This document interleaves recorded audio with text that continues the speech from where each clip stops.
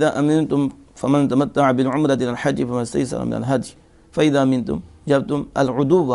دشمن سے مطمئن ہو جاؤ۔ یہاں شاعر نے یہ عبارت کا اضافہ کیا کہ امنتم جو ہے یہ خوف کے ظاہر ہونے کے معنی میں ہے، جب دشمن کا خوف چلا جائے، یعنی بِأَنْ ذَهَبَ، بہیں طور کے وہ چلا گیا، یا لم یکن، پھر دوسرا بھی بتایا کہ امنتم یا مطمئن ہونے کے معنی میں ہے، کس کے؟ یعنی بے خوف نہیں ہوا، وہ پہلے ہی مطمئن ہے، کیا ہے؟ ولم یکن، یا وہ دشمن کا خوف ہی نہیں تھا۔ اب دو معنی میں ہوا، کتنے؟ اس سے پہلے جو میں نے بتا دیا کہ یہ جو جرم ہے اس کی ڈیٹیل ہے کہ خوشبو کتنی لگے گی، ایک اس پہ چوتھائی حصے پہ لگ جائے تو پھر دم آئے گا، نہیں تو صدقہ آئے گا، اس طرح تیل ہے، اور بغیر عذر یا بغیر عذر کے علاوہ، تو اس کی صورتیں، تو اس کی انشاءاللہ موقع ملا تو ڈیٹیل بیان کریں گے۔ جس طرح کپڑا پہن لیا ہے تو وہ لباس پہن لیے اسی حالت میں، اور 4 پہر پہنی رکھا ہے تو پھر دم آئے گا، اور اگر 4 پہر نہیں ہے، 1-2 پہر پہنا تو اتار دیا پھر صدقہ آئے گا، دم نہیں آئے گا۔ تو اس طرح سر ڈھانپا رکھا اور 3 پہر تک، لیکن چوتھا پہر نہیں ہوا تو اب وہ اتار دیا تو اس سے صدقہ آئے گا، دم نہیں پڑے گا۔ تو اس کی وضاحتیں ہیں۔ ابھی تم، یا تو یہ آمنتن سے مشتق ہے، کسی، تو پھر اس کا معنی ہے کہ زوال خوف کا زائل ہونا، تو اس لیے اشارے نے کہا امین تم العدو، جب تم دشمن سے بے خوف ہو جاؤ، بہیں طور کے دشمن چلا گیا ہے، دشمن چلا گیا، تو پھر تم جو ہے نا تمتع کرو، نفع سگر عمرے کے ساتھ، کس کے؟ عمرے سے، یعنی عمرے سے فارغ ہونے کی وجہ سے اور اسے حلالی ہونے کی، جو احرام کی محظورات تھیں، جو احرام میں چیزیں ممنوع تھیں، اس سے عمرے کے ساتھ فارغ ہونے سے حج کے احرام باندھنے کے ساتھ تم کیا کر لو؟ تمتع کر لو، یعنی متمتع پہلے عمرہ کیا، عمرے کے بعد ساتھ ہی حج کے مہینوں میں ہی حج کا احرام باندھ لیا، ادھر عمرہ کیا ساتھ وہ کر لیا، تو متمتع ہو جائے، فائدہ سے کر لے۔ تو جب مطمئن ہو جائے، جب خوف چلا جائے، موثر تھا، خوف چلا گیا، خوف چلا گیا، تو اب عمرے کے ساتھ جو ہے نا وہ حج بھی کر لے تو متمتع ہو جائے۔ تو اب یہ تو عبارت النص ہے، تو عبارت النص سے یہ پتہ چل رہا ہے کہ جب خوف چلا جائے، اور دلالت النص سے تو یہ ہمیں یہ پتہ چل رہا ہے کہ جب مطمئن ہو جاؤ، جب مطمئن ہو جاؤ، اور اگر یہ ہو امن ان کے سے مشتق، جس کا مطلب مطمئن ہو، تو پھر تو یہ دلالت النص ہی ہے، دلالت النص ہی ہے۔ فَإِذَا أَمِنْتُمْ، پس جب تم مطمئن ہو، تو اب ادھر یہ نہیں کہ دشمن کا خوف ہو، مطمئن ہو، تو تم کیا، پھر پہلے میں تھا کہ عبارت النص، اور پھر جو ہے نا اسی کے ساتھ ہی وہ دوسرا بھی مراد لے لیا گیا، لیکن اب بالکل واضح ہے دلالت النص کہ جب تم مطمئن ہو تو پھر تمتع کرو، تم کیا کرو؟ استمتاع، یعنی تم فائدہ حاصل کرو عمرے کے ساتھ، یعنی بسبب فراغ ہی منہا، عمرے سے فارغ ہونے کی وجہ سے، اور پھر اس سے جو احرام کے محظورات تھیں اسے حلالی ہونے کے ساتھ، حلالی ہونے کی وجہ سے، الی الحج، حج کے ساتھ کیا کر لو، یعنی اس کے احرام محرم ہونے کے ساتھ، حج کا احرام باندھنے کے ساتھ، بہیں طور کہ ان یکون احرم بہا فی اشہرہ، بہیں طور کہ تم عمرے کے ساتھ ہی حج کے مہینوں میں ہی محرم ہو جاؤ، کیا کر لو؟ حج کا احرام مان لو۔ فما استیسر من الحج، پھر جو آسان ہو ہدی، تیسر من الحج، تو علیہ اس پر ہے، یعنی پھر وہی جو پیچھے بتایا علیہ کا اضافہ کیا کہ بتایا کہ یہ خبر ہے، اور یہ بن کر پھر کیا بن جائے گی پیچھے، یہ اس کی جزا بن جائے گی۔ تو اس تیسرہ پہلے بھی بتایا تیسرہ کے معنی میں ہے کہ جو آسان ہو ہدی اس پر، تو وہ شاۃ، اور وہ بکری ہے، یذبح وہ سے ذبح کرے بعد الاحرام بھی، اس کے احرام کے بعد، کیا؟ احرام کے بعد، پہلے تو جائز نہیں ہے، تو احرام باندھنے کے بعد وہ سے ذبح کرے۔ والافضل یوم النحر، اور افضل یوم نحر ہے، افضل کیا ہے؟ نحر کے دن، قربانی کے دن کیا کرنا؟ ذبح کرنا، یہ افضل ہے، ثواب زیادہ ملے گا۔ اب متمتع ہے تو آپ کو پتہ ہے کہ جب پہلے قربانی کرنی ہے تو اس کے بعد ہی ٹنڈ کرانی ہے، اس کے قربانی سے پہلے اگر اس نے ٹنڈ کرا لی تو اسے دم پڑ جائے گا، اسے دم پڑے گا۔ تو پہلے دن جب وہ شیطانوں کو کنکریاں مارتا ہے، شیطان کو کنکری مارتا ہے، تو اس کے بعد ہے قربانی۔ اس کے بعد کیا ہے؟ قربانی۔ تو وہ قربانی ہوگی تو اس کے بعد ذبح ہوگا۔ اس کے بعد وہ کہتے ہیں افضل یوم النحر، افضل یوم نحر ہے کہ اس کا دن ہے، قربانی کا دن ہی افضل ہے، اور متعین نہیں ہے اس کے لیے لیکن مستحب ہے، یہ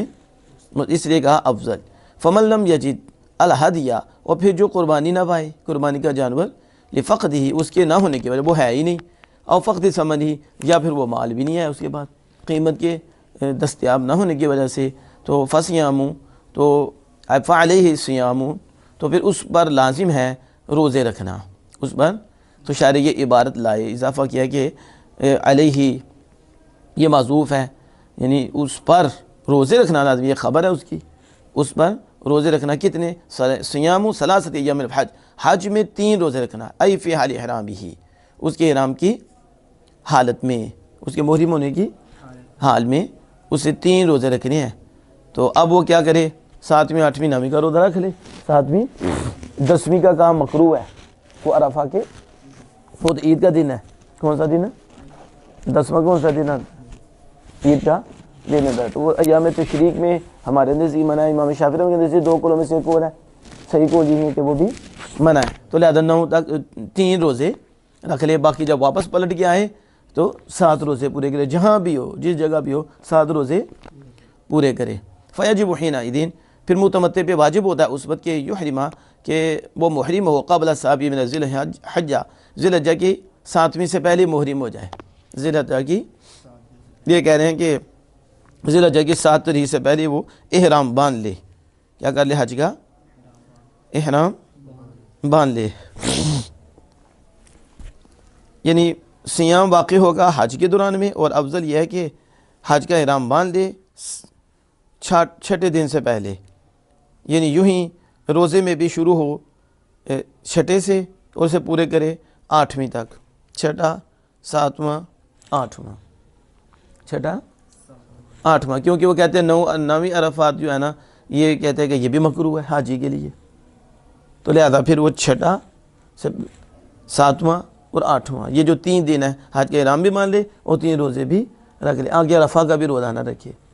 کیونکہ وہ کہہ رہے مکروہ ہے عرفہ کا حاجی کے لیے۔ تو باقی 7 جب پلٹ کے آئے تو پھر کیا کرے؟ اس کے روزے رکھ لیں۔ تو قبل سادس، افضل یہ ہے کہ 6 سے پہلے، افضل کہتے ہیں افضل یہ ہے کہ 6 سے 6 دن سے پہلے، تو اگر 6 دن سے پہلے تو 5واں، 6، 7واں، تو 6 بھی، 7واں بھی اور 8واں بھی، 3 روزے رکھ سکتا ہے۔ لکراہۃ صوم یوم عرفہ للحاج، کیونکہ حاجی کے لیے عرفہ کے دن کا روزہ رکھنا مکروہ ہے۔ ٹھیک ہو گیا؟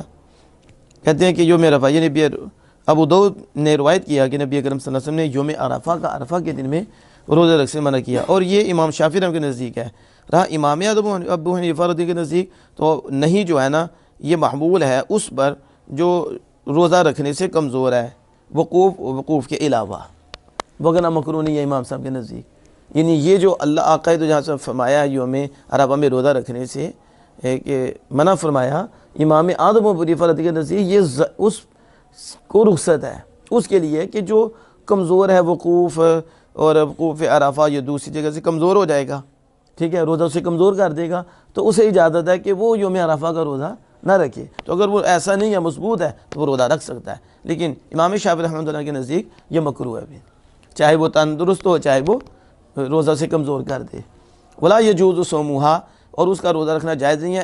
ایام تشریقی، ایام تشریق میں، علی اصح قول یہ شافعی، امام شافعی کے 2 قولوں میں سے زیادہ صحیح قول یہی ہے۔ کہتے ہیں ولا یجوز صومھا، کیونکہ نبی اکرم صلی اللہ علیہ وسلم نے خود فرمایا نہا عن صیام ایام تشریقی، آپ صلی اللہ علیہ وسلم نے ایام تشریق کے روزے رکھنے سے منع فرمایا۔ تو آپ کو پتہ ہے 5 ہی روزے ہیں،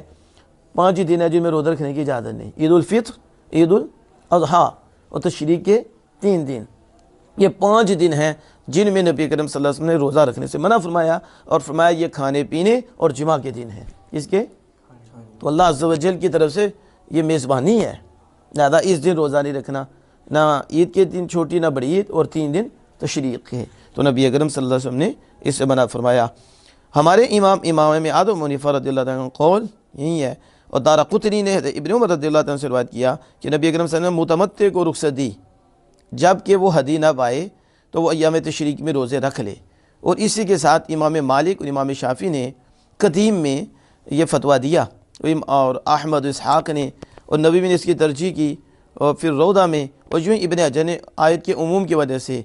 یہی فتویٰ دیا، اور احاد کی تخصیص بالمواتر کے، یعنی جو متواتر ہوتی ہیں اور ان کی تخصیص احاد کے ساتھ کرنا یہ اولا ہے اس کے عکس سے۔ تو ہم کہیں گے لا نسلم، ہم نہیں مانتے کہ ایام تشریق کا ہونا ایام حج سے، تو ہم کہتے ہیں کہ ایام تشریق یہ جو ہے ایام حج سے ہی نہیں ہے، ایام جو امام شافعی نے لیا، دوسروں نے لیا کہ متمتع کے لیے کہ جب وہ حج نہ پائے تو وہ ایام تشریق کو روزہ رکھے، تو کہتے ہیں کہ ہم یہ کہتے ہیں کہ ایام تشریق جو ہیں یہ حج کے دنوں میں سے نہیں ہے، حج کے دنوں میں سے نہیں ہے، تو نبی کرم صلی اللہ علیہ وسلم نے تشریق کے دن ایام تشریق کے روزے رکھنے سے منع فرمایا ہے۔ وصابت ادارہ اور 7 روزے جب پلٹ جائے الا وطنکم مکہ تا او غیرہ، اپنے وطن مکہ کی طرف لوٹے یا مکہ کے علاوہ جہاں بھی اس کا وطن ہے وہاں جائے، تو پھر یہ جو انہوں نے کیا تھا صدقہ دینا تھا یا وہ 3 روزے رکھے، اب 3 رکھے ہوئے ہیں، 7 پلٹ کے آ کر روزے رکھے۔ وقیلا، اور بعد نے کہا اذا فرغتم من اعمال الحج، جب وہ حج کے اعمال سے فارغ ہو جائے، جب وہ یہ بعد نے کہا ہے جب حج کے اعمال سے فارغ ہو تو پھر روزے رکھے، ایسی بات نہیں ہے۔ فی التفات غیبہ، اور یہاں کہتے ہیں کہ اب کلام کا التفات ہوا ہے غیبت سے، کلام اب حاضر کی طرف منتقل ہوا۔ تلک عشرۃ کاملہ، اور یہ 10 پوری ہوئیں، کتنے 10 پورے ہوئے نا، 3 اور بعد دوبارہ 10 کیوں کہا؟ جملہ تاکید لما قبلہ، یہ جملہ ما قبل کی تاکید کے لیے، کس کے لیے؟ جملہ ہے تاکید لما قبلہ، جو اس کے ما قبل ہے اس کی تاکید کے لیے ہے۔ واللہ تعالی علم بالصواب۔